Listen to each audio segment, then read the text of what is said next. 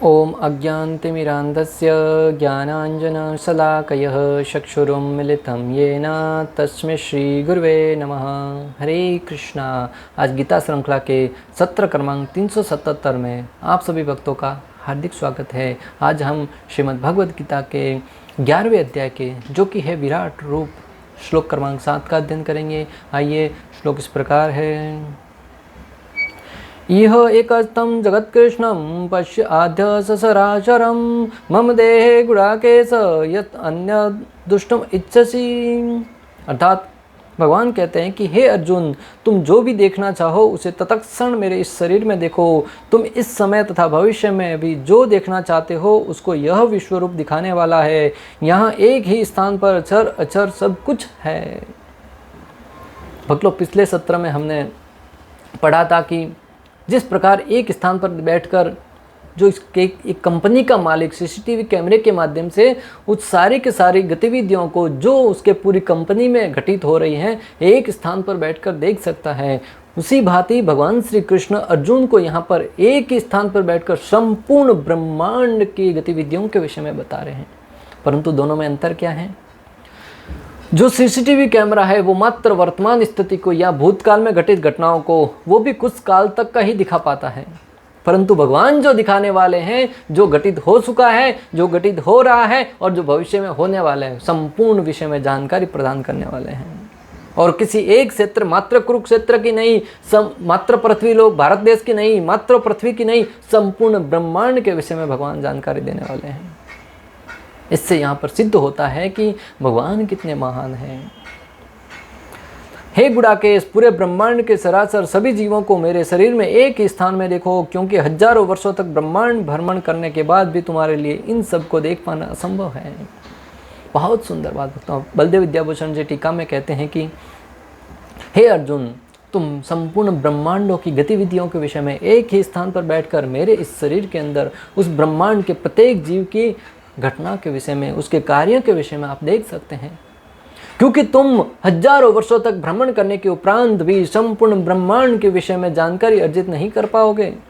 आज हम देख रहे हैं कि किसी एक अन्य ग्रह पर, मात्र पृथ्वी ग्रह का ही देख लीजिए, यहाँ के बारे में भी वैज्ञानिकों के पास पूर्ण जानकारी प्राप्त नहीं है, और वो लोग चंद्रमा के ऊपर क्या हो रहा है उसके विषय में जानकारी अर्जित करने के लिए अनेक प्रकार के प्रयास कर रहे हैं, और वहाँ की गतिविधियों के विषय में मात्र और मात्र अनुमान लगा रहे हैं। सूर्य के स्थान पर ये इतना तेजी से प्रकाश निकल रहा है, इतनी दूरी है, वगैरह वगैरह अनेक प्रकार के अनुमान लगा रहे हैं, परंतु वास्तविक जानकारी उनके पास नहीं है।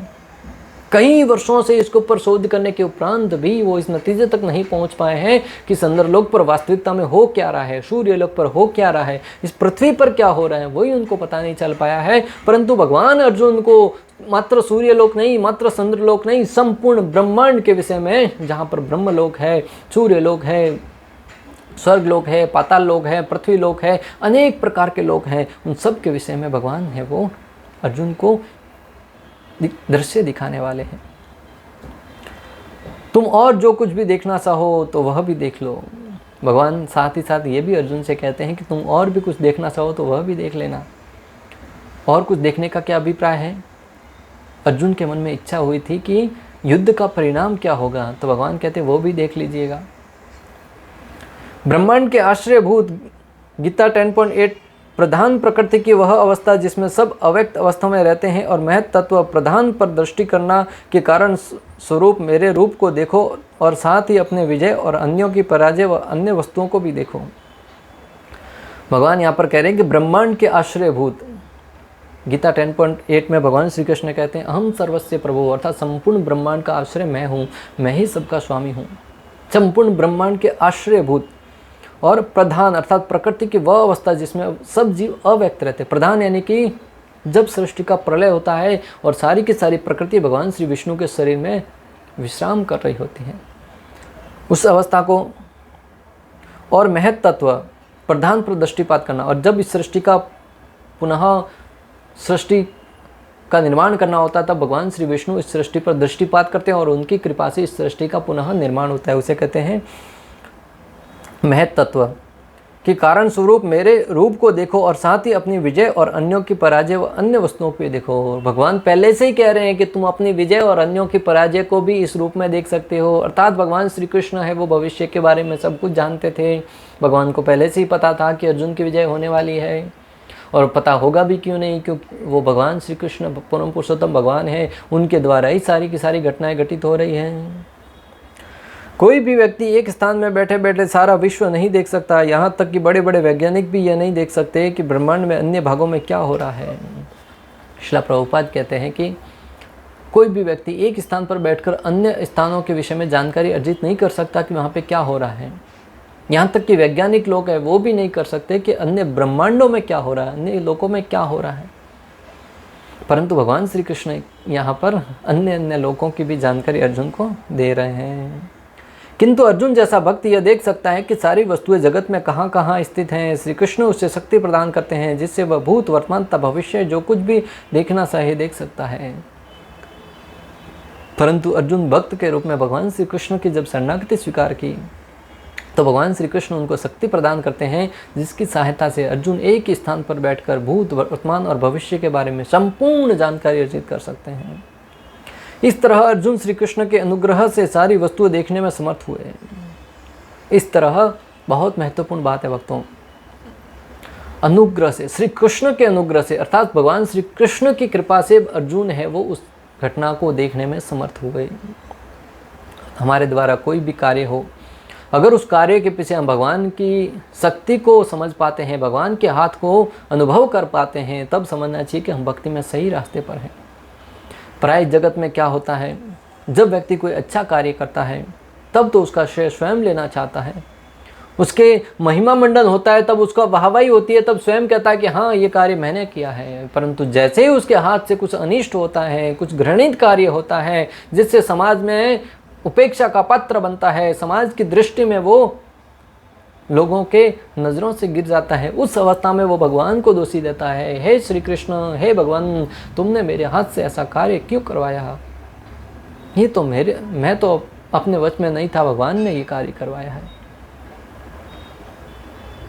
प्राय ऐसा होता है भक्तों। परंतु जब व्यक्ति ये अनुभव करने लगे कि जब भी कोई अच्छा कार्य मेरे द्वारा घटित हो रहा है वो भगवान के द्वारा हो रहा है, जब भी कोई सर्वशक्तिमता का कार्य हो वो भगवान की कृपा से हो रहा है, और अगर कोई गलत कार्य हो वो मेरे पूर्वक जन्मों के कर्मों का फल है, तब उस अवस्था में भक्त है वो महान बन जाता है, वो भगवान की भगवत कृपा को समझ पाता है।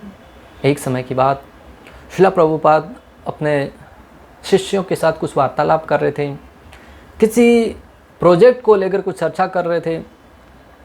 तभी अपने शिष्यों से उस प्रोजेक्ट के संबंधित कुछ परामर्श मांगे। अलग अलग शिष्य ने अलग अलग परामर्श दिया। आधा घंटा बीता, सबका परामर्श पूर्ण हुआ। अंत में श्रील प्रभुपाद कहते हैं कि इसको ऐसा करना चाहिए, और सारे के सारे शिष्यों ने एक मत उसका समर्थन किया। इसलिए नहीं कि श्रील प्रभुपाद उनके गुरु थे, बल्कि सबको वह तरीका उत्तम लगा। तब अन्य शिष्यों ने प्रभुपाद जी के समक्ष जिज्ञासा करते हुए कहा कि श्रील प्रभुपाद जी, आप इतनी देर से हम सबकी राय ले रहे थे, परंतु आपके पास तो उत्तम तरीका था इसको करने का, उत्तम इसका श्रेष्ठ तरीके से इसको करने का आपके पास रोड मैप था, फिर आप हमसे क्यों परामर्श लेते थे। तब श्रील प्रभुपाद कहते हैं, श्री कृष्ण ने ये परामर्श मुझे अभी दिया, भगवान श्री कृष्ण ने मुझे ये ज्ञान अभी प्रदान किया। इससे सिद्ध होता है कि प्रभुपाद जी थे वो भगवान श्री कृष्ण को प्रत्येक कार्य के लिए उनको ही उसका श्रेय देते थे। और भक्तों, रामानंद राय और प्रद्युम्न मिश्रा का एक वर्णन आता है जिसमें प्रद्युम्न मिश्रा थे वो रामानंद राय जी के पास कथा सुनने के लिए जाते हैं। जब रामानंद जी राय कथा सुना रहे होते हैं, प्रद्युम्न मिश्रा उसी बार बार अनेक प्रश्न पूछते हैं और कथा को विस्तार से कहने के लिए बोलते हैं। तब रामानंद राय बहुत विस्तार से कथा का वर्णन करते हैं। कथा का वर्णन करते करते अंत में कहते हैं कि जो भी कथा हुई उसमें मेरी कोई योग्यता नहीं है, मैं मात्र तुम्हारे समक्ष बैठा हूँ, श्री कृष्ण जो मुझे प्रेरणा दे रहे हैं वो मैं तुम्हारे समक्ष बोल रहा हूँ।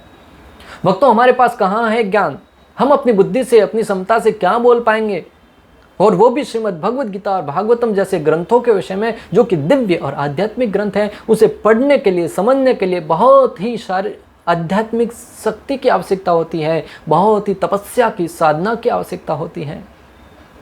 उस ज्ञान को अगर हम बोल पा रहे हैं तो निश्चित रूप से गुरु महाराज के आशीर्वाद से, भगवान श्री कृष्ण की कृपा से, भगवान चाहते हैं कि उनके द्वारा प्रदत्त इस ज्ञान का लोगों में प्रचार हो, अन्य लोगों तक इस ज्ञान को पहुंचाया जाए। इसी उद्देश्य से भगवान हमारा उपयोग कर रहे हैं, मात्र हमें प्रेरणा दे रहे हैं ताकि हम बोल पाएँ। अन्यथा हमारी कोई योग्यता नहीं कि हम भगवान के विषय में कुछ बोल पाएँ। रामानंद जी राय द्वारा दिया गया ये वाक्य, ये वक्तव्य समस्त वक्ताओं के लिए प्रेरणा का स्रोत बनना चाहिए कि जब हम कथा करते हैं तो इसमें हमारी कोई योग्यता नहीं, रंस मात्र भी हमें उसका श्रेय लेने का कोई अधिकार नहीं है भक्तों। क्योंकि जगत में अनेक लोग हैं जो बड़े बड़े विद्वान बैठे हुए हैं, परंतु फिर भी वो अगर आध्यात्मिक ज्ञान के विषय में नहीं बोल पाते हैं, कहीं ना कहीं उन पर भगवान की कृपा नहीं हुई है। जब भगवान की कृपा होती है तो लंगड़ा है वो भी पर्वतों को पार कर जाता है, जो अंधा है वो भी हजारों मील तक दृष्टि दौड़ा सकता है, जो गूंगा है वो कवि बन जाता है। भगवान की कृपा भक्तों। ध्रुव महाराज नन्हे से बालक थे, 5 वर्ष की उम्र, भगवान श्री कृष्ण की भक्ति करी। भगवान श्री विष्णु को उनके समक्ष प्रकट होना पड़ा। जब प्रकट हुए तो ध्रुव महाराज उनकी स्तुति करना चाहते थे, उनका महिमागान करना चाहते थे। जब अपने समक्ष भगवान के सौंदर्य को देखा, उसके महिमा गान करना चाहते थे, परंतु 5 साल का बालक क्या जाने, क्या स्तुति करें। भगवान ने देखा कि ध्रुव स्तुति करना चाह रहा है परंतु उसे ज्ञान नहीं है। भगवान ने अपना पंचजन्य शंख है वो ध्रुव के सर से स्पर्श किया और देखते ही देखते ध्रुव है वो वेदों के बहुत ही सुसंस्कृत अलंकारमय भाषा में भगवान की स्तुति करने लगा। 4 वेदों का ज्ञान उसके हृदय में प्रकट हो गया। तो भक्तों, आप अपनी बुद्धि से किसी शास्त्र को पढ़कर कब तक समझ पाएंगे? अगर उसको वास्तव में आत्मसात करना है तो भगवत सेवा कीजिए, भगवत भक्तों की सेवा कीजिए, भगवान श्री कृष्ण के भक्तों की दिव्य सेवा कीजिए। उसी सेवा से प्रसन्न होकर जब आचार्य आशीर्वाद देते हैं, भक्तगण आशीर्वाद देते हैं, वही आपके हृदय में भक्ति को जागृत करने का एक काम करता है। उस भक्ति लता बीज को अंकुरित करने में सहायता प्रदान करता है। बाकी अन्य कई ऐसे भक्त हैं जो कई वर्षों से भक्ति में लगे हैं परंतु उनके गुणों में कोई परिवर्तन नहीं आ रहा है, भक्ति में कोई परिवर्तन नहीं आ रहा है, उल्टा कुछ समय के बाद भक्ति से विचलित हो जाते हैं। एक ही कारण है भक्तों की सेवा नहीं कर रहे हैं, भक्तों की निंदा में ध्यान दे रहे हैं।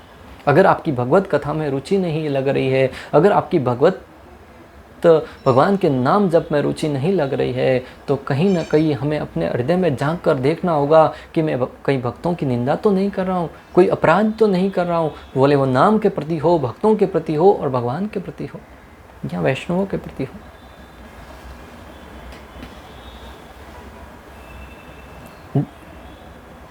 जब कोई कार्य आपके अनुकूल न हो तब समझना चाहिए कि परिस्थितियाँ हमारे नियंत्रण में न होकर श्री कृष्ण के नियंत्रण में है। बहुत ही महत्वपूर्ण विषय भक्तों। कई बार भक्तों के समाज में भी देखा गया है, अपनी तरफ से पूरा प्रयास करते हैं, सारी की सारी योजनाएं भी बना लेते हैं, परंतु अंततोगत्वा जो परिणाम है वो हमारे पक्ष में नहीं आता है। तब भक्त निराश हो जाते हैं, हताश हो जाते हैं। मैंने तो अपनी तरफ से पूरा प्रयास किया था परंतु परिणाम नहीं आया, कहीं ना कहीं मेरी कहीं क्षमताओं में कमी रही होगी, मेरे प्रयासों में कमी रही होगी। भक्तों, उस अवस्था में समझने वाली बात है कि हम अपनी तरफ से प्रयास कर सकते हैं परंतु परिस्थितियां तो अंततोगत्वा भगवान के नियंत्रण में ही है।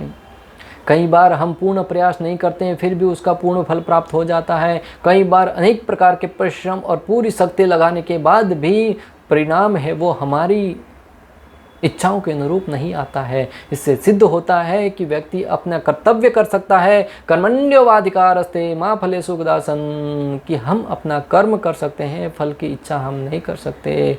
फल है वो भगवान के ऊपर आश्रित है, अंतोगत्वा परिस्थितियाँ हैं वो भगवान के नियंत्रण में है, भगवान चाहे वो कर सकते हैं। कोरोना काल में लोगों ने अनेक प्रकार की दवाइयाँ निकाली, यहाँ तक कि टीका निकाला, उसकी वैक्सीन भी निकाल ली, परंतु फिर भी अभी तक परिस्थितियाँ कंट्रोल में नहीं है। जिसने वैक्सीन ले ली है, दोनों डोज ले ली है, उसको भी कोरोना हो जा रहा है। इससे सिद्ध होता है कि व्यक्ति अपनी तरफ से कितना ही प्रयास क्यों न करे, परमात्मा के हाथ में है अंतिम स्थिति, अंतिम निर्णय। पूर्ण पुरुषोत्तम भगवान श्री कृष्ण सभी के परम नियंता है और श्री कृष्ण है वो परम नियंता है। उनके नियंत्रण के में सारी की सारी परिस्थितियां हैं वो कार्य कर रही हैं। इस सृष्टि में कोई भी ऐसा नहीं है जो सर्वशक्तिमान के क्रोध से भयभीत न हो। रावण, हिरण्यकशिपु, कंस जैसे विकट असुर तथा ऐसे ही अन्य शक्तिशाली जीव भगवान द्वारा मार डाले गए। भक्तों, इस जगत में कोई ऐसा जीव नहीं है जो भगवान द्वारा नियंत्रण न हो। बड़े बड़े असुरगण, बड़े बड़े राक्षस, हिरण्यकशिपु, कंस, रावण जैसे बड़े बड़े असुरगण हैं, वो भी भगवान श्री कृष्ण के द्वारा हाथों मारे गए। कंस को वरदान था कि उसके पास कितने हजारों हाथियों का बल था, फिर भी वो भगवान श्री कृष्ण ने मात्र अपनी मुट्ठी से या कुछ बल से उसको पराजित कर दिया। हिरण्यकशिपु को वरदान था कि वो न तो घर के अंदर मरेगा, न घर के बाहर मरेगा, न सुबह में मरेगा, न शाम में मरेगा, न शस्त्र से मरेगा, न अस्त्र से मरेगा, न मनुष्य से मरेगा, न पशु से मरेगा, न जल में मरेगा, न थल में मरेगा। अनेक प्रकार के उसको वरदान प्राप्त थे, और वो भी ब्रह्मा जी के द्वारा। परंतु फिर भी भगवान श्री कृष्ण ने नरसिंह रूप भगवान के रूप में प्रकट होकर उसको सारे वरदानों का पालन करते उसका वध किया। रावण को वरदान था कि अनेक कोई भी व्यक्ति उसको न तो देवता मार सकते थे, न कोई पशु मार सकता था। भगवान श्री कृष्ण है वो प्रभु श्री रामचंद्र के रूप में मनुष्य के रूप में अवतरित हुए, और उसके 10-10 सरों को काटने के उपरांत भी उसकी मृत्यु नहीं हो रही थी। भगवान ने उसके नाभि में अमृत को सुखाया, तब उसकी मृत्यु हुई। अनेक प्रकार के योद्धा जो अपने आप को अजय मानते थे, दंभोदर नामक राक्षस हैं, भगवान श्री कृष्ण ने नर नारायण के रूप में प्रकट होकर उसके 999 कवचों को तोड़ दिया, और अंत में अर्जुन और श्री कृष्ण के रूप में पुनः प्रकट होकर कर्ण के रूप में उसका वध किया। ऐसे अनेक दृष्टांत भक्तों जो लगता था कि उनका कभी वध ही नहीं होने वाला, वो एक तरीके से देखा जाए तो अमर हैं, परंतु फिर भी भगवान ने उस परिस्थिति को अपने हाथों में लिया है, तो उनका समाप्त होना निश्चित है। और कलयुग में भक्तों भगवान है वो अपने नाम के रूप में अवतरित हुए हैं। भगवान में श्री कृष्ण में जो शक्तियाँ हैं उनके नाम में शक्तियाँ निहित है। जो कोई भगवान श्री कृष्ण के नाम का आश्रय ले लेता है, उनकी शरणागति ले लेता है और प्रेम पूर्वक उनके नाम का जप करता है, हरे कृष्णा कृष्णा कृष्णा हरे हरे, हरे राम राम राम हरे हरे, वो निश्चित रूप से इस जगत को पार करके भगवान के शरण में जा पाएगा। और श्री कृष्ण का नाम स्वयं श्री कृष्ण के ही समान शक्तिमान है, उनके तनिक भी अंतर नहीं है। भागवत 1.1.14 में वर्णन आ रहा है कि भगवान श्री कृष्ण का नाम भगवान से अभिन्न है, उनमें और भगवान के नाम में और भगवान में शक्ति में कोई अंतर नहीं है। अपन्न संस्कृतिं घोराम यन्नाम विवशो घृणन् ततः सद्यो विमुच्यते यद विदेति स्वयं भयम्। जन्म तथा मृत्यु के जाल में उलझे जीव यदि अनजाने में भी श्री कृष्ण के पवित्र नाम का उच्चारण करते हैं तो तुरंत मुक्त हो जाते हैं, क्योंकि साक्षात भय भी इनसे नाम से भयभीत होता है। भागवतम 1.1.14 में उल्लेख आया भक्तों की जन्म तथा मृत्यु के जाल में उलझे जीव यदि अनजाने में भी श्री कृष्ण के पवित्र नाम का उच्चारण करते हैं तो तुरंत मुक्त हो जाते हैं, क्योंकि साक्षात भय भी इनके नाम से भयभीत होता है। किसी कारणवश हमें हर जगह भय लगता है, किसी को आग से भय लगता है, शत्रु से भय लगता है, मृत्यु से भय लगता है, परंतु जो श्री कृष्ण के नाम का आश्रय लेता है उससे भय भी भयभीत होता है, क्योंकि भगवान का नाम है वो इतना पवित्र है, इतना शक्तिशाली है। कौन मूर्ख व्यक्ति होगा इतनी महिमा श्रवण करने के उपरांत भी भगवान के नाम का आश्रय नहीं लेना चाहेगा। अतः मनुष्य को एकाग्रचित से उन पूर्ण पुरुषोत्तम भगवान के विषय में निरंतर श्रवण कीर्तन स्मरण तथा पूजन करना चाहिए जो भक्तों के रक्षक हैं। अतः मनुष्य को चाहिए कि उस भगवान श्री कृष्ण के नाम का आश्रय लेकर उनके नाम कीर्तन और लीलाओं के विषय में श्रवण कीर्तन और कथा का श्रवण करना चाहिए, जो कि समस्त जीवों के आश्रय हैं। कोई भी व्यक्ति चाहे उनकी सामाजिक हैसियत कैसी भी क्यों न हो, वह कुछ ही काल में विख्यात हो जाता है। यदि दैनिक समाचार पत्र उनका गुणगान करते हैं, चाहे ये गुणगान झूठे ही क्यों न हो। कोई भी व्यक्ति चाहे वो इस भौतिक जगत में हो, भले विख्यात हो या कुख्यात हो, कुछ ही क्षण में प्रसिद्ध हो जाता है। अगर उसकी झूठी प्रशंसा ही दैनिक पत्रिका है उसमें अगर झूठी प्रशंसा की जाए, कुछ ही क्षणों के अंदर वो विख्यात हो जाता है। कभी कभी कोई व्यक्ति ऐसा गाना गा लेता है या कुछ वीडियो बना लेता है जो अगर वायरल हो जाए तो कुछ ही क्षणों के अंदर वो दिनों दिन स्टार बन जाता है। किंतु अयोग्य व्यक्ति के ऐसे झूठे प्रचार से न तो उस व्यक्ति का लाभ होता है न समाज का। भले ही ऐसे प्रचार की क्षणिक प्रतिक्रिया हो, लेकिन किंतु इसका प्रभाव स्थायी नहीं रहता। परंतु ऐसे व्यक्ति के जो समाज के लिए हितकारी नहीं है, भौतिक भोग की इच्छा से कार्य कर रहा है, उसके प्रसिद्ध होने से न तो उसको लाभ होता है न ही समाज को लाभ होता है। और ऐसे प्रसिद्ध होने की प्रक्रिया भले ही कुछ ही क्षण में क्यों न हुई हो, परंतु वो स्थायी नहीं है। कुछ ही समय के उपरांत पुनः वो अपने पुराने स्वरूप में आ जाता है और उसकी सारी की सारी स्थिति के लिए वो स्वयं उत्तरदायी होता है। एक व्यक्ति, नन्हा सा बच्चा था, कुछ वीडियो बनाया, वायरल हो गया, लोगों में प्रसिद्ध हो गया, स्टार बनकर घूमने लगा, परंतु कुछ समय के उपरांत वो वीडियो तो पुराना हो गया, बाकी वीडियो लोग देख ही नहीं रहे थे। तब वो डिप्रेशन में चला गया कि कुछ दिन पहले लोग मेरा सम्मान करते थे, मेरी वाहवाही करते थे, आज मेरी तरफ कोई देख ही नहीं रहा है। अतः व्यक्ति को हमेशा पृथ्वी पर चलना चाहिए, आसमान में नहीं उड़ना चाहिए। किसी भी सफलता के लिए स्वयं को उत्तरदायी न लें, उसका श्रेय भगवान को दें और हमें मात्र अपने कर्म करते हुए पृथ्वी पर ही चलना है, आसमान में नहीं उड़ना है। आसमान में उड़ने वाले हैं जब गिरते हैं तब उनकी हड्डियां टूटती हैं, और जो ज़मीन पर चलता है अगर गिर भी गया तो साधारण सी चोट लाएगी। अतः ऐसे कार्य समय का अपव्यय है। गुणगान तो उन पूर्ण पुरुषोत्तम भगवान का करना चाहिए जिन्होंने हमारे सामने प्रकट होने वाली प्रत्येक वस्तु की सृष्टि की है। अतः भक्तों, ऐसे कार्य हैं वो मात्र समय का अपव्यय है। गुणगान तो एकमात्र उस भगवान श्री कृष्ण का करना चाहिए जिन्होंने हमारे समक्ष प्रत्येक आवश्यक वस्तु प्रकट करी है। सृष्टि है, भोजन करने की वस्तुएं, फल फ्रूट भोजन आदि सारी की सारी वस्तुएं भगवान ने हमारे समक्ष प्रकट करी है। हम विचार भी नहीं कर सकते, कल्पना भी नहीं कर सकते, इतनी सारी की सारी आवश्यक वस्तु प्रत्येक जगह पर, प्रत्येक वस्तु अपनी जगह पर पूर्ण रूप से सुव्यवस्थित है। गौ माता नहीं होती तो दूध कहाँ से मिलता, पेड़ पौधे नहीं होते तो फल कहाँ से मिलता, अगर धान नहीं होता तो हमें अनाज कहाँ से मिलता। प्रत्येक प्रकार से देखा जाए तो जब हम तत्व से एक एक तत्व को देखते हैं तब भगवान की महानता के विषय में हमें अनुभव होता है कि स्त्री पुरुष को बनाया, नर नारी को बनाया और प्रत्येक जीव में ऐसी ऐसी विविधताएं डाली हैं जिसके द्वारा व्यक्ति जब उनको तत्व से देखने का प्रयास करे, बुद्धि का प्रयोग करेगा तो वो समझ सकता है कि भगवान कितने महान हैं। अन्यों का गुणगान करने या अन्यों के विषय में सुनने की प्रवृत्ति को गुणगान के वास्तविक लक्ष्य परमेश्वर की ओर मोड़ना चाहिए, जिससे सुख पाएगा।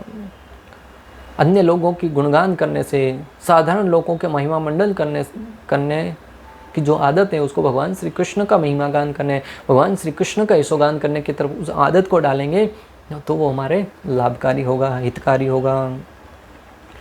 जो भक्त समस्त पापों से पूर्ण रूप से मुक्त हैं, उनकी सेवा करने से महान सेवा हो जाती है। ऐसी सेवा से वसुदेव की कथा सुनने के प्रति लगाव उत्पन्न होता है। जो भक्त समस्त पापों से पूर्ण रूप से मुक्त हैं, उनकी सेवा करने से भक्तों महान सेवा हो जाती है और उस सेवा से परम ईश्वर श्री कृष्ण प्रसन्न हो जाते हैं। और जब भगवान श्री कृष्ण प्रसन्न हो जाते हैं तो स्वाभाविक ही संपूर्ण ब्रह्मांड में, संपूर्ण सृष्टि में प्रसन्नता सा जाती है। प्रत्येक हृदय में परमात्मा स्वरूप स्थित तथा सत्यनिष्ठ भक्तों के हितकारी भगवान श्री कृष्ण उस भक्त के हृदय से भौतिक भोग की इच्छा को हटाते हैं जिसने उनकी कथाओं को सुनने में रुचि उत्पन्न कर ली है। भगवान श्री कृष्ण कितने महान हैं भक्तों। जो कोई व्यक्ति उनके दिव्य कथाओं का श्रवण करने के विषय में जिज्ञासा उत्पन्न कर लेता है, रुचि उत्पन्न कर लेता है, उसके हृदय से भौतिक भोगों की कामना है उसको स्वतः ही भगवान धीरे धीरे हटाते जाते हैं। जिस किसी की बुरी आदतें नहीं छूट रही है तो उसको कोई और प्रयास नहीं करना, उसको छोड़ने के लिए अन्य प्रकार की अनेक दवाइयाँ लेने की, अनेक औषधि लेने की, अनेक प्रकार की टैबलेट दवाई लेने की आवश्यकता नहीं है। उसको एकमात्र उपाय ये करना है कि उसे भगवत भक्ति का सहारा लेना है, कृष्ण भावनामृत में उसको शरण लेनी है। जैसे जैसे वो भगवान श्री कृष्ण के नाम का श्रवण करता जाएगा, कीर्तन करता जाएगा, उनकी लीलाओं को सुनता जाएगा, धीरे धीरे स्वतः ही उसकी बुरी आदतें छूटती जाएगी। और भक्तों, इसका जीता जागता दृष्टांत हमारे सामने है। पाश्चात्य जगत में देखिएगा भक्तों, जो लोग पूर्ण रूप से नशा करते थे, जुआ खेलते थे, मांसाहार करते थे, परस्त्री संग करते थे, और ये कार्य आप कल्पना भी नहीं कर सकते उस हद तक वो लोग करते थे। परंतु जैसे श्रील प्रभुपाद ने उनको हरि भक्ति प्रदान करी और उनको कथा और कीर्तन के विषय में ज्ञान प्रदान किया और उन्होंने पूर्ण श्रद्धा के साथ उनको अपनाया, आज आप देखिएगा वो लोग नशा करना, जुआ खेलना, मांसाहार करना, परिस्थिति संग करना, उसके विषय में तो कोई व्याख्या, उसके विषय में तो विचार ही करना दूर की बात है। वो चाय कॉफ़ी भी नहीं पीते, कांदा लहसुन भी नहीं खाते और प्रातःकाल ब्रह्म मुहूर्त में जगकर 4 बजे भगवान श्री कृष्ण के लिए मंगल आरती करते हैं, फिर तुलसी आरती और गुरु पूजा से लेकर भागवतम कथा से लेते हैं उनका 10 बजे तक पूरा का पूरा प्रोग्राम चलता है भक्तों। इस प्रकार हम समझ सकते हैं कि हरि भक्ति का महात्म्य कितना है। अगर किसी को नशा छुड़वाना है तो हरि भक्ति का नशा देना होगा, हायर टेस्ट देना होगा। अगर आप किसी व्यक्ति के सामने दाल रोटी सब्जी रखे हैं, उससे कहेंगे कि ये मत खाओ, क्या वो नहीं खाएगा? भूख लगी हुई है, स्वाभाविक ही खाएगा। परंतु अगर उस स्थान पर आप रसगुल्ला, गुलाब जामुन, स्वादिष्ट स्वादिष्ट व्यंजन, खीर वगैरह रख देंगे, स्वाभाविक है उसका ध्यान रोटियों की तरफ जाएगा ही नहीं। क्यों? उसके सामने उत्तम वस्तु रखे। उसी भांति जो निकृष्ट वस्तु हैं, नशे की वस्तु हैं, उन वस्तुओं को अगर आप व्यक्ति से छुड़वाना चाहते हैं तो हायर टेस्ट भक्ति प्रदान करनी होगी। जब भक्ति देंगे ना, ये निकृष्ट वस्तु है, स्वतः ही व्यक्ति के ध्यान से निकल जाएगी भक्तों। क्योंकि ये कथाएं ठीक से सुनने तथा कहने पर अत्यंत पुण्यप्रद हैं। आचार्यगण कहते हैं कि जो कथाएं हैं वो ठीक से कहने या सुनने पर बहुत ही लाभ प्रदान करने वाली हैं।